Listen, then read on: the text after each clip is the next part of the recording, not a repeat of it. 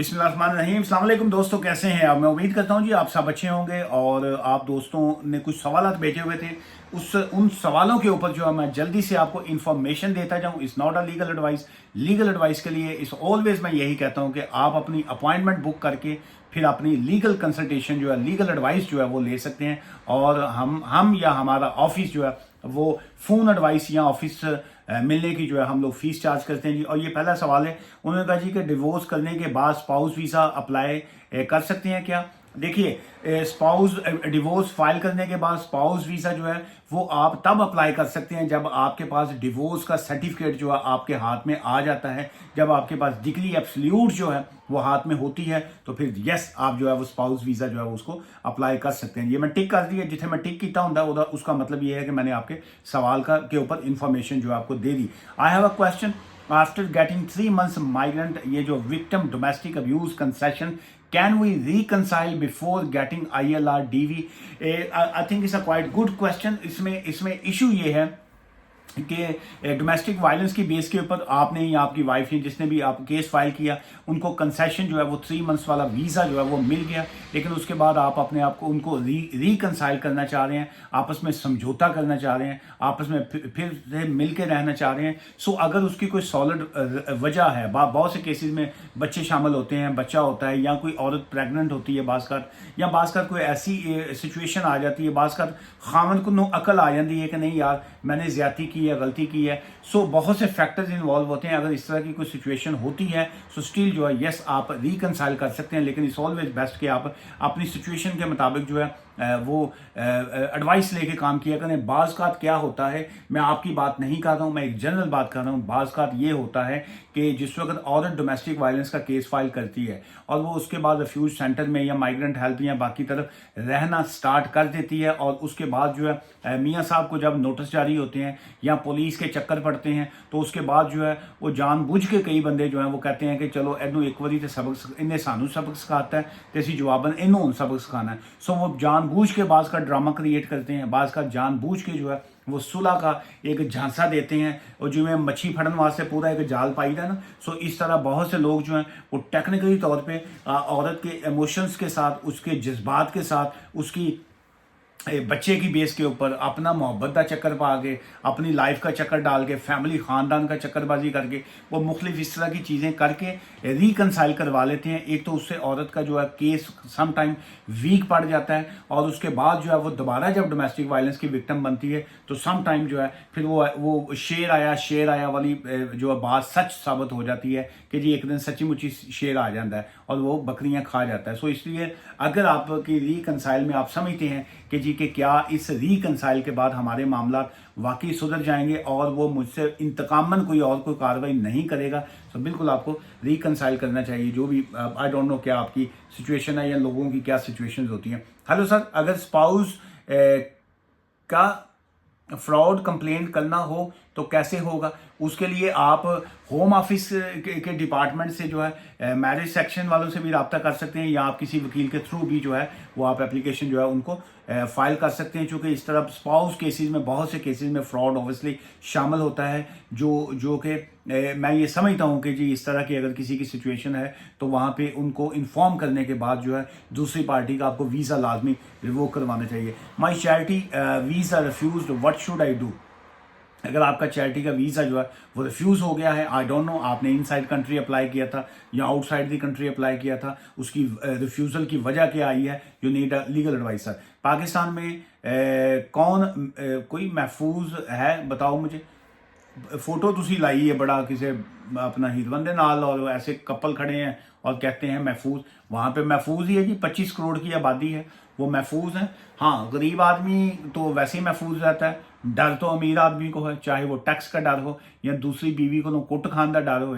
सो देखें, महफूज तो कोई भी कहीं पे भी नहीं है। ज़िंदगी और मौत तो अल्लाह के हाथ में है, वो कहीं पे भी आ सकती है। सो फाइनेंशियली तौर पे आप कह सकते हैं कि वहाँ पे इश्यूज हैं। ये क्या जी, सॉरी, हाँ, charity worker visa refused last week, now what should I do, can you help me? Yes, we can help. You need to book an appointment, consultation की फीस पे कीजिए, अपना रिफ्यूज़ल लेटर भेजिए, फिर हम आपको आपकी हेल्प कर सकते हैं। कितने महीने लगते हैं पिप पेमेंट जब देता है? पिप जो होता है उसको कहते हैं कि पर्सनल इंडिपेंडेंस पेमेंट जो है। पिप उस वक्त आपको मिलती है जिस वक्त आपके मेडिकल की आपकी सिचुएशन ऐसी होती है, और वो उसमें टाइम फ्रेम ऐसा नहीं होता, उसमें डिपेंड करता है कि DWP वाले आपकी एप्लीकेशन को एक्सेप्ट करते हैं कि नहीं करते। सर क्या बिना एविडेंस से पास हो सकता है असाइलम केस? मैं सदके जावा कि वारी जावा, मैनू जिथे कहते हो मैं जावा, मेरा दिल करता है मैं तुहाडे सदके जावा कि कहते हो जी कि क्या बगैर एविडेंस के जो है असाइलम केस जो है कबूल हो सकता है? ਇਹ ਤੇ ਇੰਜ ਹੀ ਹੈ ਨਾ ਜੀ, ਕਹਿੰਦਾ ਜੀ ਕਿ ਮੇਰਾ ਵਿਆਹ ਵੀ ਨਹੀਂ ਹੋਇਆ ਤੇ ਮੈਂ ਆਪਣਾ ਕਦੀ ਕਿਸੇ ਨੂੰ ਹੱਥ ਵੀ ਨਹੀਂ ਲਾਇਆ ਤੇ ਕਿਆ ਮੇਰਾ ਬੇਬੀ ਹੋ ਸਕਦਾ? ਤੇ ਹਵਾ 'ਚ ਤੇ ਬੇਬੀ ਨਹੀਂ ਨਾ ਹੁੰਦਾ ਜੀ। ਦੋ ਪਾਰਟੀਆਂ ਨੂੰ ਕੋਈ ਨਾ ਕੋਈ ਤੁਹਾਨੂੰ ਐਵੀਡੈਂਸ ਦੇਣੀ ਪੈਂਦੀ, एविडेंस देंगे तो फिर कोई बेबी होगा ना। सो एविडेंस के बगैर कैसे आपका केस कबूल होगा जी? हैं कबूल है। मेरा दिल कर रहा मैं तुहाडे इस लाइन के उत्ते ना मैं काफ़ी देर गल्लां करा, कोई जुगता मारा, कोई मैं तुहानू कोई गल्लां सुनावां ते, लेकिन टाइम शॉर्ट है, 6-7 मिनट की वीडियो पहले हैगी है। लेकिन सवाल तुहाडा बड़ा वधिया है जी। कहंदा जी कि मैं बगैर एविडेंस तो असाइलम कबूल हो सकता है। भाईजान इत्थे ते एविडेंस के नाल असाइलम कबूल नहीं होंदा, वो एडे पलंदे चुके होंगे ने, इतनी फाइलें बनती हैं असाइलम केस में, तब असाइलम एक्सेप्ट नहीं होता। तो तुसी बगैर एविडेंस तो असाइलम कबूल करना। मैं वारी जावां तो सुबह शाम थोड़े दे वारी जावां जी। हेलो सर, मेरी सब्सटेंटिव इंटरव्यू को 6 महीने हो गए हैं, अभी तक मेरा डिसीजन नहीं आया। सर क्या आप बता सकते हैं कि कब तक स्टेटस आ सकता है? स्टेटस मैं ये बता सकता हूँ कि रिफ्यूज़ल कब तक आ सकती है, एक्सेप्टेंस का मैं कैसे बताऊँ भाईजान? और मैं नजूमी हाँ, मैं इंज करके उत्ते वाल घुमाने ने अपने, या मैं लागे लोटा रखा होया, मैं लोटा घुमाऊँगा और उसके बाद मुझे ऐसे करके तारे नजर आएंगे और मैं फिर कहूँगा आपका सब्सटेंटिव इंटरव्यू इस बेस पे था, आपने असाइलम फलां बेस पे किया, आपकी एविडेंस आपने ये वाली दी, आप फलां वीज़े पे आए। पता मुझे मैं नजूमी हाँ, वो भाईजान मैं वकील हूँ, दोबारा बार बताऊँगा मैं। वो फाइल देखे यार मैं कैसे बताऊं? आप किसी नजूमी से रब्ता कीजिए। क्या बात है भाई जंदी है कौन है आप वैसे?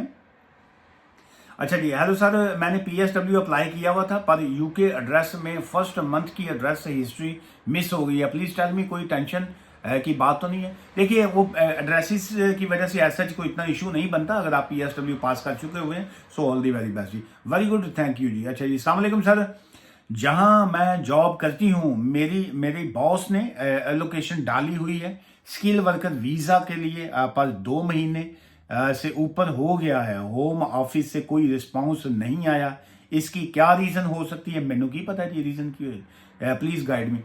इसके लिए ये इस तरह के सवालों का कोई जवाब नहीं होता कि जी कि क्या वजह हो सकती है। आप मुझे बताइए कि मैं रात को क्या खाऊंगा? अब ये ना क्यों कि बीवी दी मार ठंडी खाओगे तुम, वो तो मैं रोज़ ही खाना। मैं आप मुझे बताइए मैं कल क्या करूँगा? आप ये भी ना कहिएगा कल मैं ऑफिस आऊँगा यहाँ पे बैठ के काम करूँगा। मतलब सवाल वो किया करें जिसमें कोई कानूनी पॉइंट होता है, जिसमें मैं कोई लीगल थिंग्स बता सकूँ। कंपनी क्या करती थी, कंपनी ने कौन सी बेस पे एलोकेशन आपकी डाली, आपका अपना लीगल स्टेटस क्या था, क्या उस कंपनी के पास जो था स्पॉन्सर लाइसेंस की क्या पोजीशन थी, और वो कितनी सैलरी उन्होंने ऑफर की। ये बहुत से फैक्टर्स इन्वॉल्व होते हैं चीज़ों को समझने के लिए, अगर कोई वकील समझदार है। वरना तो एवं कोई यामियाँ अगर मारनी है तो आपके सवाल का मैं कोई भी जवाब दे दूँ। अस्सलाम वालेकुम sir, company sponsor licence it is compulsory for authorising officer to be a British citizen. हाँ, उसमें ये है, लाजमी नहीं है, ये इट्स नॉट अ कंपल्सरी, लेकिन ये है कि अगर किसी का सब्जेक्ट टू इमिग्रेशन स्टेटस होता है, वहाँ पे एक लाइन आती है जब आप स्पॉन्सर लाइसेंस अप्लाई करते हैं, the person subject to immigration control और without control. Subject to immigration control वो होता है जिसके पास कोई टेम्परेरी वीज़ा होता है, जैसे कोई किसी को 10 साल के रूट के ऊपर मिला हुआ है, कोई ILR मिला हुआ है, या इस तरह की चीज़ें होती हैं। और जो सब्जेक्ट टू इमिग्रेशन कंट्रोल नहीं होता वो होता है जिसके पास सेटलमेंट होती है, जिसके पास ब्रिटिश पासपोर्ट होता है। सो दोनों कंडीशनों में ऐसा कंपल्सरी नहीं है, लेकिन अच्छा होता है बहुत सी चीज़ों में बचत के लिए। लेकिन स्टिल बहुत से लोग जो हैं जिनके पास 10 ईयर्स का रूट होता है, 2.5 साल वाला वीज़ा मिला होता है उनको, वो भी कंपनी स्पॉन्सर लाइसेंस निकलवाते हैं और कभी इश्यूज़ मैंने नहीं देखे जी। सर मेरे बॉस ने, ये तो मैंने आपका सवाल जवाब दे दिया। I have a question regarding the spouse visa. If I become a foster parent full time, it's a self-employment. Am I able to apply for a spouse visa? If yes, what is the process and what are the documents I need to provide? Kindly to answer, or if you can make a video on this topic. Thanks. ले जी, मैंने आपके सवाल का जवाब भी दे दिया और ये टेक्निकली तौर पे वीडियो भी बन गई। सिंपल सी बात है, आप जो है यहाँ सेल्फ एम्प्लॉयड हो या आप एम्प्लॉयड हो। अगर आप सेल्फ एम्प्लॉयड हैं सो देन जो है आपकी इनकम जो है 29,000 पाउंड होनी चाहिए। अगर आप एम्प्लॉयड हैं still your income must be at 29,000 pound. 29,000 pound आपकी इनकम होगी तो तब आप स्पाउस का वीजा अप्लाई कर सकते हैं। सेल्फ एम्प्लॉयड अगर आप हैं तो आपको 12 महीने का 1 साल की आपको बैंक स्टेटमेंट दिखानी पड़ेगी। अगर आप एम्प्लॉयड हैं तो फिर आपको 6 मंथ्स की बैंक स्टेटमेंट दिखानी पड़ेगी along with the other documents as well. जैसे उन्होंने A1 इंग्लिश का लैंग्वेज सर्टिफिकेट पास करना है, जैसे उन्होंने जो TB टेस्ट है, अगर वो किसी ऐसे थर्ड वर्ल्ड कंट्री गरीबा ने मुल्क जो आ रहे हैं सो उनको TB का टेस्ट पास करना पड़ेगा। कोई टर्की से आता है तो उनके लिए पोलियो, बाकी इस तरह की और काफ़ी रिक्वायरमेंट है। लेकिन जनरल ऑब्वियसली आप ने जिस लैंग्वेज में लिखा है, आप इंडिया पाकिस्तान की बात करें सो A1, उसके बाद आपका आगे जो TB टेस्ट आ गया। थर्ड, अगर आप सेल्फ एम्प्लॉयड हैं तो आपको 12 महीने की जो है वो आपको बैंक स्टेटमेंट जो है वो आपको देनी पड़ेगी। अच्छा, ये एक बड़ा अच्छा एक सवाल है, आखिरी सवाल है, उसके ऊपर मैं किसी दिन अगर आप कमेंट्स करेंगे उसके ऊपर जवाब लिखेंगे तो मैं मज़ीद इसकी तफसील में बात करूंगा, क्योंकि ये एक बड़ा सेंसिटिव सा टॉपिक है और ये बहुत से लोग शर्माते हैं इस टॉपिक के ऊपर बात करने के लिए। मुझे कोई शर्म नहीं आती, मैं बेशर्म तो मैं नहीं हूँ, लेकिन मुझे शर्म नहीं आती चूँकि मैं वकील हूँ। वकील और डॉक्टर जितना बेशर्म होगा, जितना खुल के बात करेगा, उतनी ज़्यादा लोगों की मदद मिलेगी। और ये मैं आपको भी कहता हूँ, आप डॉक्टर के पास जाएं या वकील के पास जाएं तो खुल के बात किया करें। जितना शर्माएंगे आप अपना ही नुकसान उठाएंगे। सवाल है उनका कि सर इंडिया से लेस्बियन रिलेशनशिप में रहकर दोनों यूके आ सकते हैं क्या? देखिए, बात ये हो रही है, अगर आप स्पाउस वीजे के हवाले से बात कर रहे हैं, सिविल पार्टनरशिप के वीजे के हवाले से बात कर रहे हैं, फियांसे वीजे के हवाले से बात कर रहे हैं, अनमैरिड पार्टनर वीजा के हवाले से बात कर रहे हैं, सो उसमें यूके लॉ के मुताबिक जो है कोई रिस्ट्रिक्शन नहीं है। आप का लेस्बियन ताल्लुक है, आप गे हैं, आप मैन टू मैन शादी कर रहे हैं, आप मेल होकर मेल से शादी कर रहे हैं, आप फीमेल होकर फीमेल से आप रिलेशनशिप में हैं, तो स्टिल जो है आप अप्लाई कर सकते हैं। आपके पास अगर एविडेंस है और आपने अगर इस तरह के केस में बेटर ये होता है आप अपनी सिचुएशन के मुताबिक लीगल एडवाइस ले लीजिएगा। इन शॉर्ट ये है कि यस, अगर आप लेस्बियन हैं या आप फीमेल टू फीमेल आपका रिलेशनशिप है तो यूके लॉ के मुताबिक जो है आप जो है वो कोई भी सभी फियांसे का हो चाहे स्पाउस का हो, बिल्कुल आप वीज़ा अप्लाई करके यहाँ पे सेटलमेंट जो है वो ले सकते हैं। आखिरी लाइन पढ़ता जाऊँ, ये किसी ने लिखा है जी कि सर जी आप कल की वीडियो में बड़े चिकने लग रहे थे। अरे क्या बात है जी, चिकने की बजाय अगर आप कह देते चॉकलेटी हीरो लग रहे थे आप तो मैं ज़्यादा हो जाता खुश। लेकिन चिकना बच्चा ना उत्थे साडे वाले पासे ते चिकना किसी को कह के ना तो एवं डराई का भी होंदा सी, कहंदा यार वो चिकना नहीं जा रहा। तो इस वास्ते ना चिकन की बजाय तो आप ये भी लिख सकते हैं कि आप सर चॉकलेट हीरो लग रहे थे। क्या बात है। दुआ में याद रखिएगा। थैंक यू जी, take care, bye for now.